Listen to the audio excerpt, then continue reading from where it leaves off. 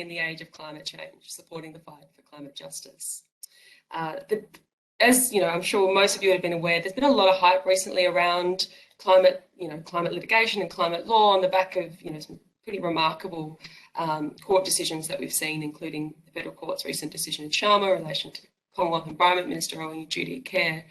And the intention of this session was really to acknowledge and re-centre the fact that First Nations and Pacific Island communities are both, often the most impacted by climate change. We need to look at the alarming rates of sea level rise in the Torres Strait and the Our Island, Our Home campaign that sparked.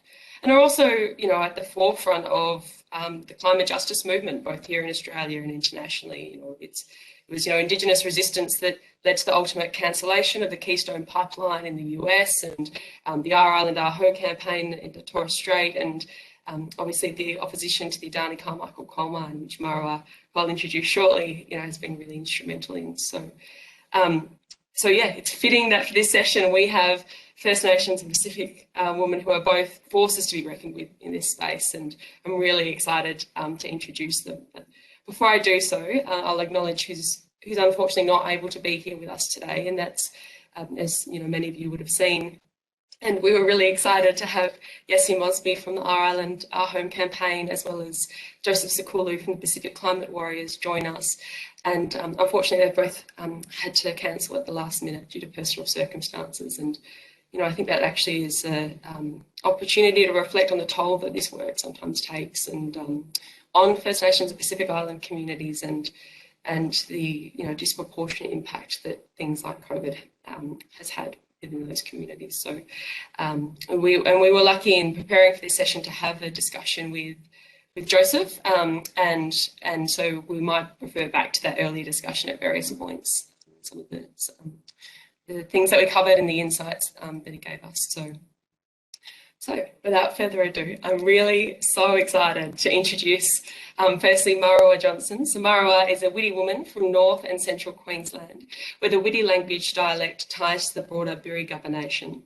Murrawah also has ties to Kungaloo, Kalalii, Yiman, Mananjali and Bigambul peoples. She holds ties to Wangan and Jagalingou country as a Wirdi traditional owner. Murrawah has worked on Aboriginal rights litigation in the Federal Court and the Supreme Court of Queensland, lobbying state and federal governments and international financial corporations, submits to UN agencies and rapporteurs on human rights breaches, and building research and policy agendas. She also works on community-level Indigenous and climate justice strategies and has facilitated First Nations solidarities in Kansas countries. Flair Ramsey is a Samoan woman and Special Counsel for the International Program at the Environmental Defenders Office, who partner with local organisations to protect the environment and the human rights of Indigenous peoples and local communities in the Pacific. Flair is an expert in Indigenous rights and international environmental law and is an experienced litigator. So, prior to joining the EDO, she was an visiting international attorney at the International Group at Earth Justice, was a barrister in 10th Law Chambers, Selborne Wentworth, and a solicitor in the environmental group at Allens Linkladders. Flair was recently awarded the 2020 Churchill Fellowship to develop a best practice Indigenous-led program for a mainstream environmental law organisation. So, Flair and Murrawah, I might actually start where I began in the introduction, which is around this, this real hype there's been recently around climate litigation and climate law. And I'd be really keen for your thoughts on the role of law within the broader climate movement. And maybe, Flair, if I'll kick to you first. I think obviously engaging with law is really important. But I feel a little bit ambivalent about it, because I think, which, is great about this conference, is it kind of gives us a reality check on what the limitations of law is. And my kind of concern about, the focus on using legal strategies rather than building movements, is that we're going to be deeply disappointed, and that the law isn't going to save us, and it certainly isn't going to save the Pacific. So there has been some really interesting scholarship, say for example around what human rights did to solidarity and anti-colonial movements. You know, human rights weren't important to those movements. You had solidarity movements instead. And so actually human rights has tended to potentially stop solidarity movements in some respects. So I think we just have to be a little bit humble as lawyers about what we can do, but recognise that we are pressing leverage points. And I say that recognising that Sharma happened and that required a really novel decision, which may not necessarily be upheld by the High Court, and then we're back to zero. We're back to potential, existential threat and environmental damage. So I would just say that we just need to be cautious about what faith we put into the law, rather than building grassroots movements, which will ultimately affect the law. Totally. Murrawah, did you have anything else? Did you contribute on that one? Yes, I'd just like to say, and firstly, good morning, everyone. And I'm coming to you from Meanjin, otherwise known as Brisbane, which is unceded Aboriginal land. And while no treaty exists, the sovereignty of the traditional owners has never ceded. I just wanted to say that, yes, we can't always just rely on litigation to save us. But I will say that there are, in terms of Aboriginal history, Mabo was monumental in respects that, the legal fallacy of terra nullius was overturned, and that existed here from at the time of the declaration of terra nullius up until Mabo number 2 in the High Court, which was in 1992. And I think following from that, you had the Whig people versus Queensland coming down the pipeline, and what it actually did when they won in the High Court, following Mabo, was they brought the principles of Mabo to the mainland. And the finding was that native title rights and interests can still exist, and despite pastoral leases and pastoral tenure being, I guess, imposed over those traditional Aboriginal lands. What I will say is that the resistance to the setup of the colonial settler project in Australia has been consistent from day one. There's always been a resistance, and I feel like it takes many forms. And I think for Mabo, it required the High Court. We needed the High Court to overturn terra nullius. But what came after, I think, has really, not necessarily Wick, but Howard's 10-point plan following Wick, and his promise as the opposition leader to get in to undo Wick as his first, the Wick High Court decision as his first matter of business, I think really set the tone for what was to come and what was to become of Aboriginal rights movements from then on. And also, I think what can be said a lot from there is, while the court did what it did, in terms of the influence that had on the Aboriginal and Torres Strait Islander community in terms of uptake in the bureaucratic system, I think has also played a significant role into the position that we're put into today. What I will say is that we definitely need to be doing community organising on the ground, and I feel like that has been the consistent legacy of First Nations people since first contact with settlers.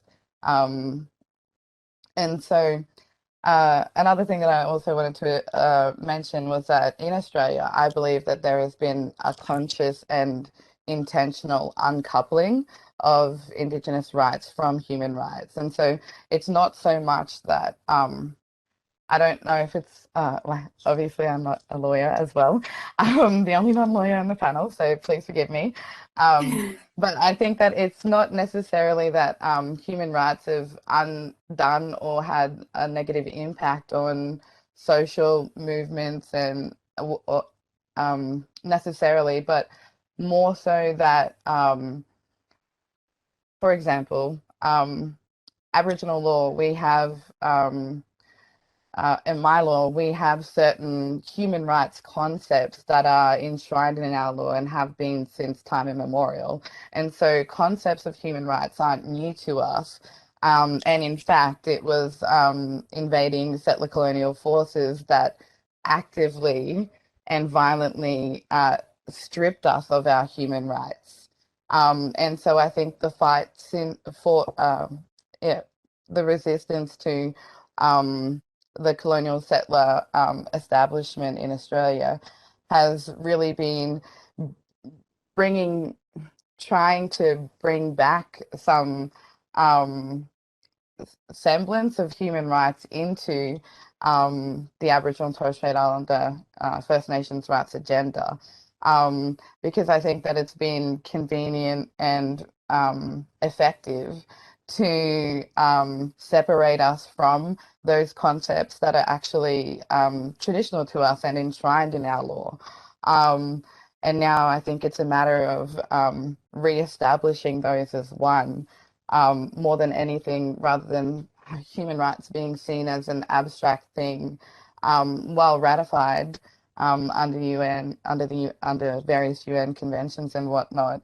The reality of how it is realized in our daily lives in Australia is very different. And you see that if you go back, there are all through history, through Aboriginal academics that have, from 30 years ago, 40 years ago, have alluded to and mentioned human rights as part of our inalienable rights as Aboriginal and Torres Strait Islander people, as First Nations people. But I think that there has been a very deliberate separation of us from those concepts. And so a lot of time, I think a lot of the time, human rights aren't seen in the frame of land rights or First Nations rights or Indigenous rights. And I think that when it comes to climate change, I think that it's not only necessary, but it is the perfect opportunity to recouple them and do that intentionally and with power. But we can do that through the courts, but we also need to be doing that through, educational communication and community organizing. Awesome. I would Please, just Flair, add go. to what Murrawah was saying. The lead up to the Mabo was a massive land rights movement. You had 88 before that, and I think that created the conditions for the High Court to be able to, for Mabo to happen. And I should specify, I think mainly my concern about our reliance on law is the loss of initiative. So the potential of people to sit back and say, someone at some point is going to see the light and save us. And that's my concern around lawyering, and that actually can undermine the aspirations and the initiative and the creativity of communities. I am a lawyer, and so obviously I have some faith in it. It does constantly disappoint me, but I do, and I completely agree with Murrawah that actually I think the connection between human rights and climate change and human rights and environmental destruction doesn't happen without Indigenous people going to the UN and making the case, because before that you had a pretty major separation between environment and human, which replicates the Western separation between nature and culture.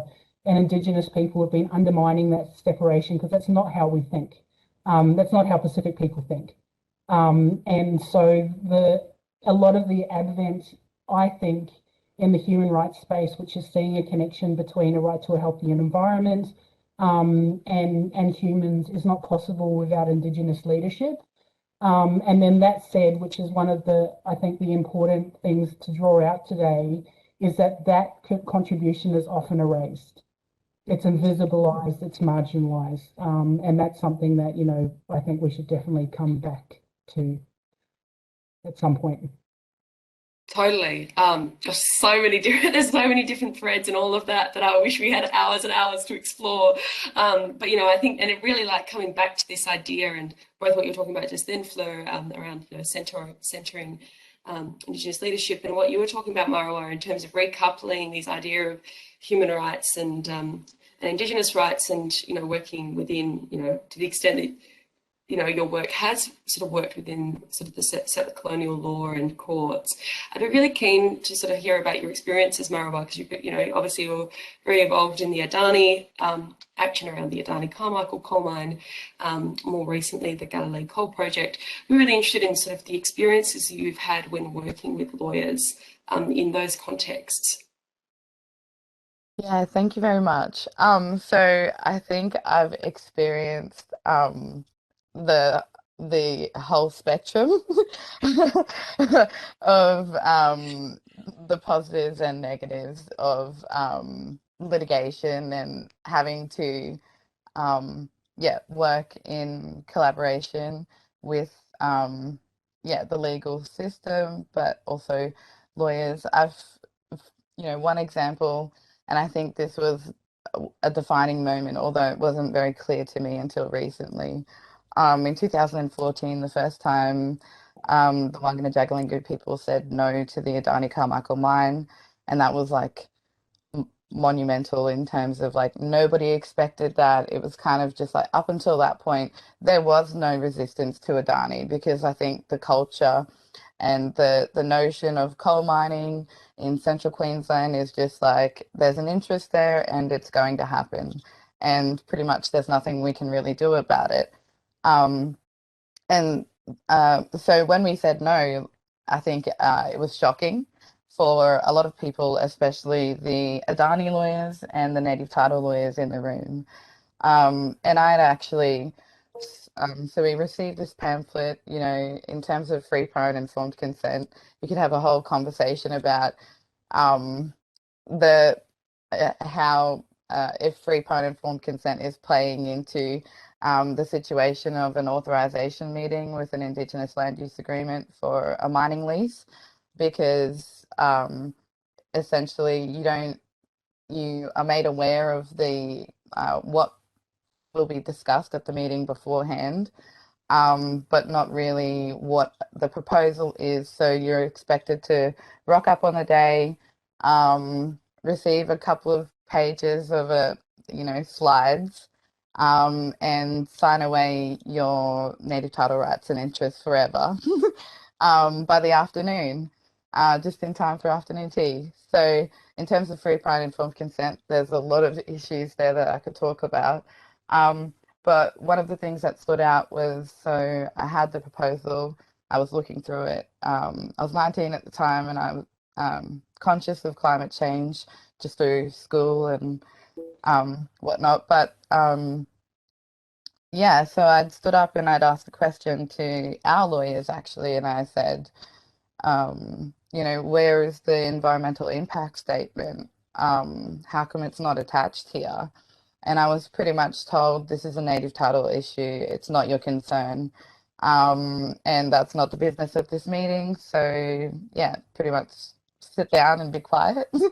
um, and totally dismissed. And I think when it comes, that goes to show, I think, how the native title system works in regards to the rights of Indigenous people to ask questions when it comes to things like this that are going to affect our future, when it comes to things like a 40-kilometre by 13-kilometre gigantic open cut and underground coal mine, just kilometres away from sacred natural springs.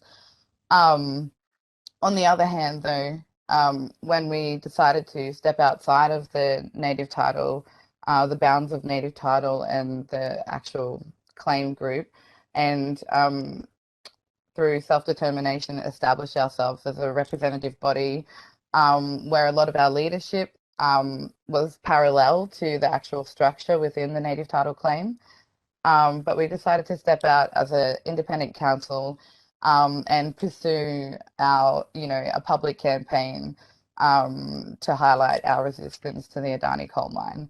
And through that, we were able to engage our own lawyers, not necessarily through the native title statutory body or, land council. And I think that we were able to get great barristers and work really closely in collaboration with them, because I find in the legal system, everything goes through solicitors, and there isn't much direct contact necessarily between the people who are going to be standing up there arguing your arguments and yourself. And there's a disconnect there. And so what we actually did with the council is we worked closely with the solicitor, but and props to our barristers for this. They were very busy people, but working at a discounted or pro bono rate because somebody needs to stand up to native title and they were willing to get behind us.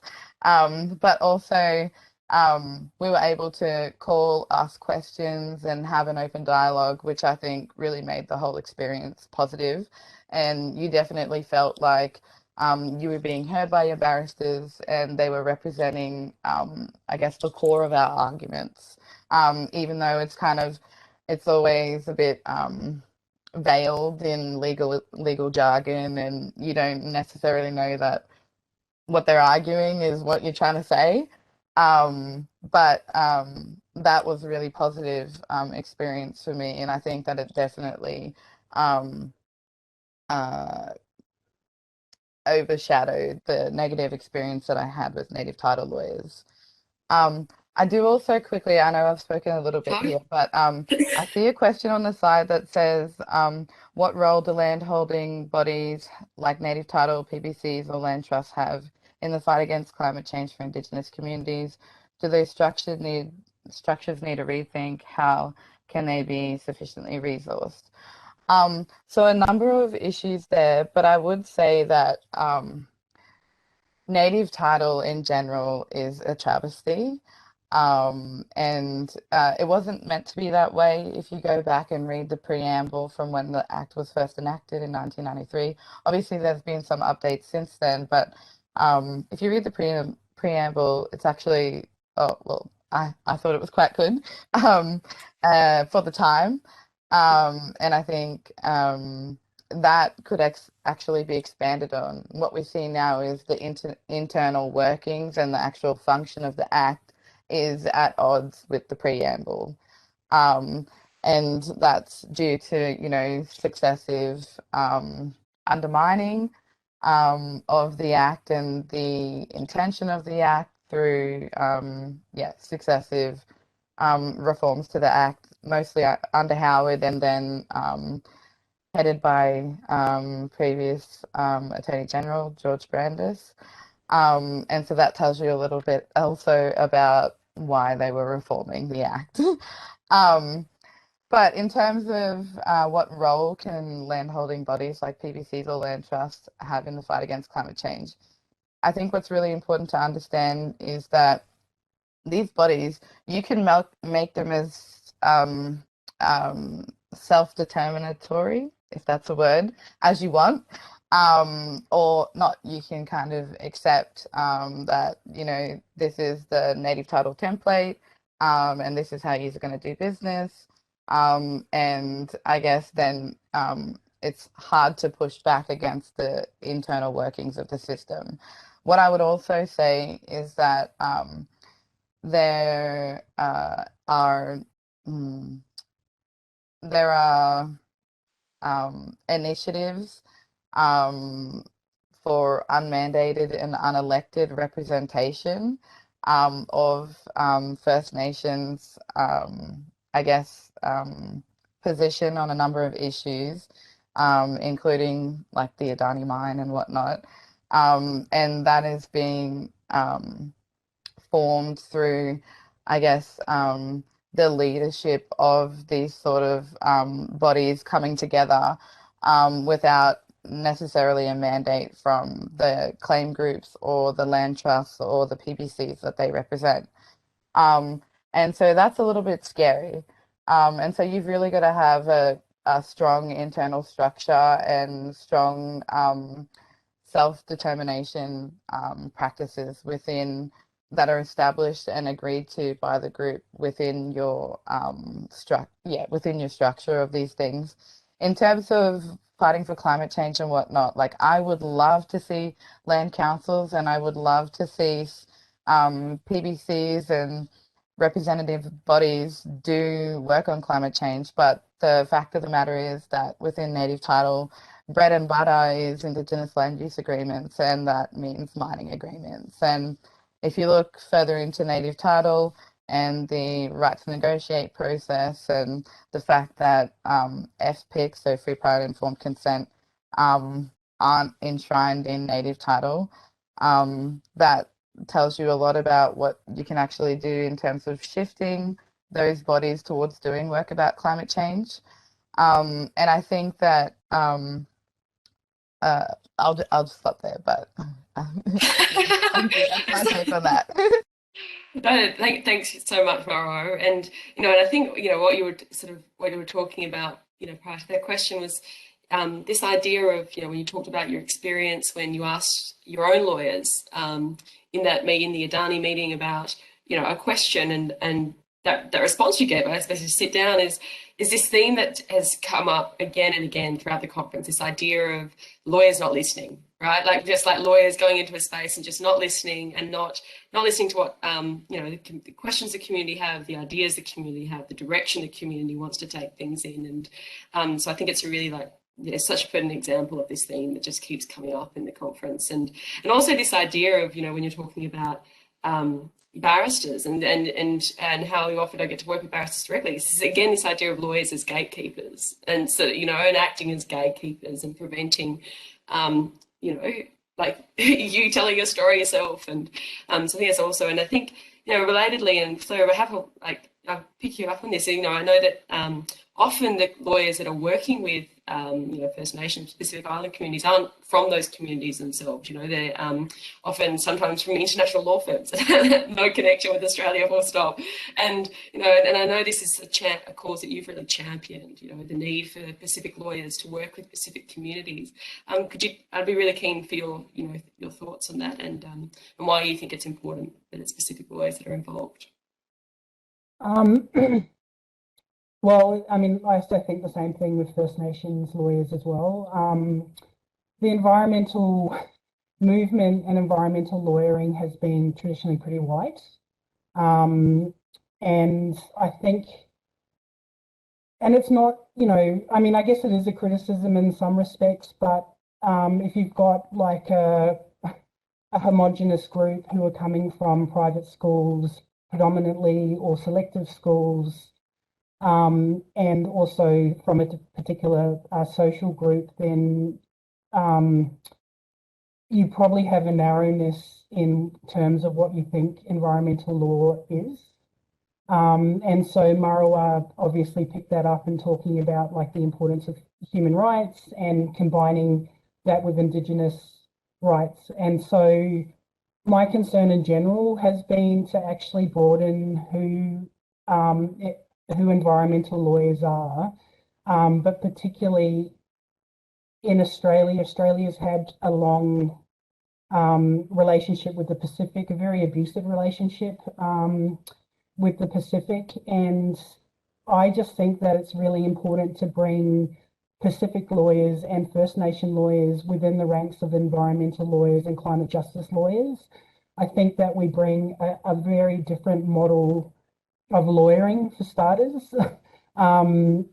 Obviously we've got hierarchies in our communities, but we're also relational people. So we bring an ability to make connections in, like obliterating nature culture, for example, and recognizing the human impacts of environmental harm. And so, yeah, we can bring that. And we've been excluded. And so it's also about representation. It's also about for me, creating pathways for people who've actively been left out of the conversation. And Pacific people, we've inserted ourselves in the conversation. We push for 1.5, but it's when I look at the large environmental law firms, I don't see my communities being reflected in environmental legal organisations, and that has to change. And they have to be in leadership positions as well. It's not enough just to bring them in and then having to go through the barriers to say this matters, we matter, and having to plead all the time to people about that. It's time to step aside, let us lead, and show what we can do. Awesome. And and I think that's this sort of that traditional idea of public interest lawyering and one that movement lawyering is really critical of, and really it's really grown out of this criticism of it, is this idea of lawyers being the ones that sort of conceive of a case idea and then seek out plaintiffs. I think we've really seen this a lot in First Nations and Pacific Island communities where lawyers dream up these case ideas and then go, seeking out people to give evidence. And so we're really interested for both of you, what about that approach is problematic from your perspective, is there a way that is there ever a way for lawyers to sort of conceive of case ideas and work with communities in a way that empowers them? Perhaps, Murrawah, I might flick to you first for this one. Oh, thank you. And yes, everything you said there as well, Flair.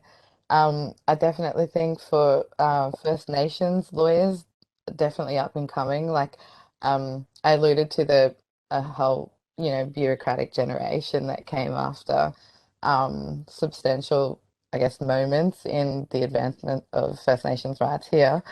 But definitely in terms of there being an open sector that they can go into, where they can do, because I think for First Nations people, a lot of time when you say you want to work for your mob or represent your land or work for your country, that automatically pushes you into government native title. And there are really no options beyond that. And so, while a lot of people may think, oh, it's good, at least if I'm in there, the mining company is going to listen to me. But I don't think that's really how it works out. And then, it's really hard to show our people that there is a pathway beyond just those two options where you can represent your mob and you can do really good legal work. And so it's about building those pathways and making them accessible too. But yes, in terms of, I guess, court cases being thought up by lawyers and then, finding a group that might be able to, be the client or appellants in that case. I think that I'm very lucky. So acknowledge that I have seen, I haven't met Fleur before, but also know of her through some work with EDO that I've done. And at the moment in Queensland, the EDO Brisbane team are running a case on behalf of two clients, and it's in regards to the Waratah Clive Palmer proposal for a mine out at the on W&J country, but also over the Bimba Blocks Nature Reserve. So there is that's in the Land Court, and there's an objection that's ongoing at the moment, and actually using the Queensland Human Rights Act on top of the objection to argue a number of rights, specifically also Aboriginal and Torres Strait Islander distinct cultural rights that are outlined in the Queensland Human Rights Act. And I would say that in terms of the case, I guess you could say it kind of started that way, but also I've had the opportunity to, I think I was initially asked if I wanted to be a witness. And then I thought, I really would like to be able to assist with design and actually make sure that the fullness of arguments for Aboriginal and Torres Strait Islander witnesses is going to be heard in the court. And I was really I was lucky enough that EDO invited me in to assist with some of that, and we did some really good collaborative work. And I was able to assist in case design, and I definitely feel like the priorities of our client in particular shifted, but also how we ran the case shifted, and it's opened up a whole new sort of field for arguing human rights and climate change, specifically in regards to Aboriginal and Torres Strait Islander people's distinct rights to maintain but also grow culture into the future. Yeah, so what I can say to that is I think it's really about, I don't necessarily think that the cases that are thought up by lawyers are unhelpful, but I definitely think that when it comes to that, really those important points of deciding what direction you're going to go in, that's where you really need strong collaboration, and that's what we've been able to do with this case. And I think part of my interest in the case is definitely that it appeals to me as one of an option for being able to, I guess, recouple environmental rights, climate change, Aboriginal rights, Torres Strait Islander rights, human rights in one court case. And we've got really strong witnesses that are really educated and strong in their cultural practices. And I think that was also the main thing is we have to have strengths from all points of collaboration as well. We've been able to build something strong out of that. So I'm really proud of that at the moment. Yeah. And I know Fleur has heard a bit about the case, but isn't in the Brisbane office and probably is up a bit on it.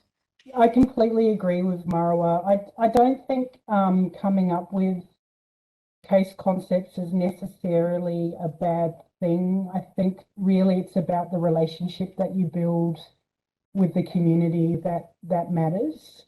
And in the Pacific context, you should be aware of the context. I've heard the term humility said quite often in this here. Don't go in saying I'm an expert. This is, I'm this lawyer, beat your chest kind of thing. Just be humble, and the important thing also is to listen, and it's to build trust. And then what Murrawah said about the co-design aspect is so important, and that's what the listening part is. And then having people like Murrawah come on board who are, cultural consultants, and understanding that aspect, I think, is really important. Funding, like ensuring your funding. So when lawyers go and get funds, they just think of themselves. They don't often think about the communities. And I know Joseph mentioned this, saying, well, what happens when you've got people in the islands who the rest of the community going, why are you in London when you should be helping in the plantation or doing, so you've got to be there for the community as well. And you've got to build long-term relationships, and you've got to think about them within all of the aspects of the case concept, including the funding. And then you're going to have, I think you'll have a really powerful case. And you'll have people that will trust you. Yeah. One other thing. Sorry. No, please go. One other thing that I think is really important too, and I think the Pacific Warriors do this really well, and show what you can do, is that lawyers also have to be different in the way that we communicate. So communication is a large part of what we do, and it might just be we put up, like a website, piece, or we go to the media. But if we're, really serious about bringing in Pacific people and First Nations people, then we should be having artists in residence, for example. We should be having storytelling as part of our communication strategies and actually really changing the way, like decolonizing our institutions, decolonizing environmental law. Imagine EDO having an artist in residence, who would be doing something related to being First Nations and on climate change or something like that. It's a very powerful way of communicating it and showing actually that you get it. Yeah. And so Mara, go. Oh, and I was, well, Fleur, you beat me to it. No, I was just going to say, I think in terms of when I was assisting with some of the case design and just what was really important to me is I want this case to be able to tell First Nations stories. And it was really, I think, my contribution was really like beyond the court case, outside in the public. If we do a campaign or, whatever the public communications that we do, I want there to be a consistent story that is the basis is in the court case, but we can definitely so that the court case itself is telling a story. And it was a question of, well, what's that story? And so that's why we approached evidence gathering the way that we did. Then it kind of influenced everything that followed. And so, yeah, storytelling, it's a strength of all, First Nations, Indigenous peoples, Pacifica peoples. And so we should be using our strengths and yeah, just in terms of like public campaigning, political campaigning and whatnot, storytelling and narrative telling is a really important part of that. But we wanted it to be not just geared towards telling a story that we thought, might be popular, but something authentic and real, and this is really what's going on, and this is the evidence, and we can back that up. And we have really strong spokespeople who are able to speak to their own experience and, how climate change is affecting them, might be affecting them. Awesome. Yeah. And I think there's, and again, there's just so much in this to unpack. There's this idea of, and I think this idea of, the importance of storytelling and situating any legal action within this broader movement for change and this broader narrative, and the strength of that storytelling really being sitting with First Nations and Pacific Island communities is something that Professor Elizabeth Brent talked about yesterday as well, and also this idea of meeting communities where they're at, in terms of, and whether both in terms of communication and building those sort of deep relationships of trust, and how that really stands in opposition to perhaps the more outdated transactional and extractive relationships that lawyers sometimes have with clients and their communities. They extract stories, they extract, knowledge, and so, I'll round out, our sort of discussion before we take a couple of questions from the audience with, what is your advice for, lawyers who are joining us today who might be working in the climate space? How can they better shift power towards and, build the leadership of the communities that they're working with? Other lawyers, they need to step up. They can't leave it to us to do all the work. It's exhausting. Like, I think I talked to you about the fact that we have to fight racism within the movement, as well as having to deal with climate change. It's exhausting. It's too much. So we need other lawyers to step up who aren't dealing with that. And to recognise where it is for us in the Pacific. It's genocidal what's going to happen. It's an awful thing. We need you to step up. Sorry, I'm really emotional about it, but I'm sick of fighting. I just need people to support.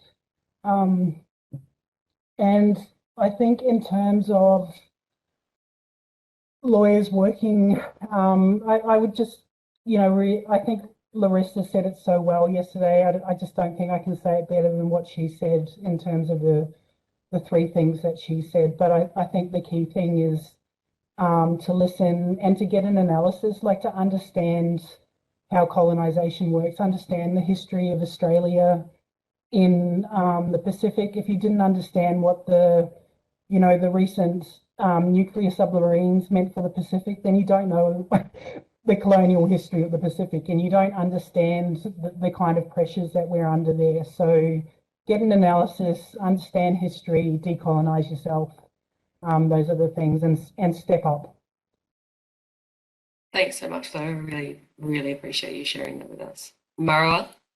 Yes, and thank you as well. Um, yeah, I think it's because it's so urgent for us, right? Our communities are already feeling the effects, and so and it's just the next wave of, after hundreds of years of this constant, just total apocalyptic overturning of our way of life and everything that we knew to be new. Um, I would, in terms of what people can do, Fleur already said it, but I was going to say go back to basics, go back to your fundamental understanding of the founding of this country and challenge what you've been taught in school and go from there. Because I think so much of where, it's grey or people get confused or disillusioned is in all of the added layers, but really, you go back to the basics, to the fundamentals, and that's where you start from, re-educate yourself from there with hopefully there's more, well, there is, not hopefully, but there's more access to um, alternative um, views on history and how everything played out, and what the reality of things that might have seemed insignificant or benign meant for, the people that were affected by the decisions that weren't their own. Um, just, going back to fundamentally, terra nullius, like it wasn't just the land doesn't belong to people. It was we see you, but we don't acknowledge you because you are subhuman. Therefore, you can't own things. You are more animalistic than you are like us. And so the certain privileges that we award ourselves, um, you have no right to have, and if we see you with those, we're going to strip them from you. Um, and starting from there, and also the idea that it's not new, but there are, sacrifice zones. There are places and people that are collateral. It's not new. Look at oh, now I've gone blank. Not Kiribati, where they did the not French Polynesia, maybe. Nuclear testing in the Pacific, all throughout. It was all over. Yeah, It was all into over. deserts of glass in Central Australia. Mhm. Um, and our places have always been relegated to destruction. And understanding that is really fundamental to understanding where our motivation for survival comes from and why there's always this fight and this pushback and why we are tired. And why we need everybody to change everything. And I don't believe that there's just one course of action, one pathway, pardon me, that's going to be the silver bullet. But we really need to, I think, yeah, listen, as Fleur said, learn. Um, but also, I think that there's also been, like, call me a conspiracy theorist, but, deliberate, I guess, yeah, it's I feel like it's not an accident that people don't critically think anymore. Um, Sorry, I don't mean to offend anybody, but we really need to bring back critical thought and bring nuance into conversations, and that includes bringing the story behind it and hearing it firsthand from people. Um, and it's not just about having empathy, it's about understanding that there's a system, there's a power structure that is violent, and it destroys a lot. It destroys people and places, cultures, knowledges, beliefs, sacred things. And, while for the last, however many hundreds of years, different Indigenous peoples who faced, colonial settler invasions around the world, or um, have, the transatlantic slave trade, have experienced the brunt of this, marginalized colored people, black people, Indigenous peoples. Um, at the same time, you know, the system is designed to protect way less than what it destroys. And so a lot of people don't understand that they're a lot closer to being on the street than they are to being a billionaire. So we really need to, I guess, wake some people up, and really people need to start self-evaluating their own position in society and the contributions that they make, and yeah, what they're willing to do to defend others or support others who are defending themselves. Thank you both so much. Yeah, again, just so much in there, and so much for us to walk away and be better and step up with. So thank you. And I'll close out. We'll go a little bit over because there's one question that keeps coming up on the Slack and in the question and answer, and that's around when there's community disagreement, there's internal community disagreement in relation to, the question we have here is, when one part of the community wants a mine and the other part doesn't, how lawyers should navigate that disagreement. Is there a role for lawyers in navigating that disagreement? If so, what is it? Like, how should they go about it? Yeah, I'd be really keen for your views on that. Yeah, Mara, please go. Thank you. I just wanted to say, when it comes to these situations for me, I hate for it to be, a binary, but it comes down to, for me, my guidance system is if my old people, my ancestors were faced with the same decision, what would they have done? Being as strong in culture as they were. Um, and I, fundamental of Aboriginal law is that you can't, you have to protect your land for future generations. It's your responsibility to do that. We are here for a short amount of time, and it's nobody's right to sign away future generations' ability to access their land and hold rights and interests in that land. Um, uh, when they are not here to consent to it. It's really fundamentally about consent and about beyond, the promises of right now, what the really, really critically look at these proposals. Like, okay, we've had coal mining on my country for over 60 years, and there's from different mines and different areas of my country, there's different trusts associated with it that are supposed to be set up for, our people to be able to access funds that were given as compensation for those agreements. Those trusts are older than me. And you can't access them. They have done nothing for almost 30 years. All they do is cause further conflict within our community. And I guess, the really sad you know, family violence that goes on and lateral violence that goes on in our communities because of this promise of money. You know, when you have esteemed professors like Marcia Langton speaking on behalf of mining lobbies saying, you know, all you have to do is get a job in a mine for 2 years and you'll be out of poverty.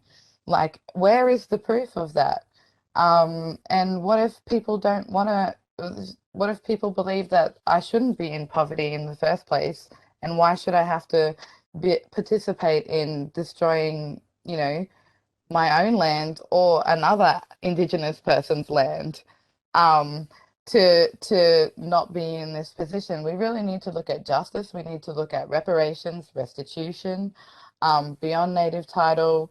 There was supposed to, you know, native title, the act was supposed to be just one part of a three-pronged approach in terms of advancing of reconciling, I guess, the violent dispossession and separation of Aboriginal people from their land.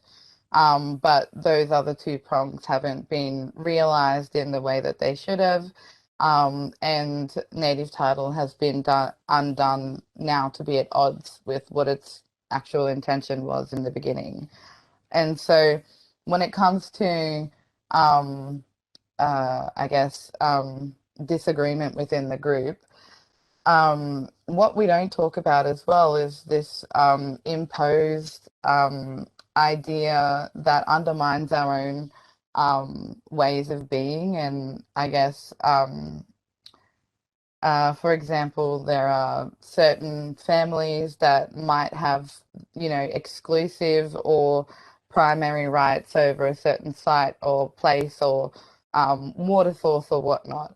And the nuance of the reality of who we are as a people and how our society is structured isn't realized. And there's no room for it to be realized in these sort of forced agreement making processes that we're just dragged into in native title. And so when it comes to, you know, and also in the, you know, case in point of the Wangan and Jagalingou Family Council and our resistance to Adani, on several occasions we voted no, and those were taken as, I guess, those were legitimate decisions and with the full authorization of the people, which is the claim group. And they were undone by really by all of the forces that we were up against. It was the representative body, it was the Attorney General, it was the state, it was the mining company itself. And you really have to look at, you know, when you're somebody on the outside looking in and trying to understand the problem, you have to look at, you have to be really critical of like who's saying what. For example, when you have the Prime Minister at the time, Malcolm Turnbull, promising Guatamadani on a handshake, I'm going to fix the native title issue, specifically speaking about Wangan and Jagalingou people and our resistance to Adani. I think that tells you a lot of what you need to know about what's propped up and what's authentically the decisions of the people. And I would just implore people to have a more critical approach and, you know, research more into why we say what we do and why we push back the way that we do. It's not just in our nature, or an originating condition, you know, it's a reaction and it's a response to what is coming at us. And we're just really trying to be able to exercise our rights as best we can. But at the moment, and this is another topic for a whole nother another talk, but really domestic law in Australia just doesn't stack up to the international standards it says that it adheres to. And until I think that point, you know, we're going to keep having a lot of these problems. Totally. Thank you so much, Murrawah. Fleur, unless I'm very conscious of time and that we're about to run to abolition panel. Was there something that you wanted to say? No, I'm happy to leave it with what Murrawah said. Okay, all right. Well, thank you so much, Mara and Fleur. We've traversed so much in the space of an hour, and You know, if we had more time, there'd be so much more we could explore. But thank you so much for, you know, so generously taking the time to share your wisdom and insights with us. And yeah, look forward to, you know, seeing all the change and all the work that you both continue to do. Thank you. Thanks. Thank you so much, everybody who attended as well. And thank you, Zoe and Fleur. And also shout out to our other panel members who unfortunately couldn't be here. I saw some notes from the previous meeting. They had amazing things to say, but hopefully this is just the first part of that, and this will be an ongoing thing. Thank you.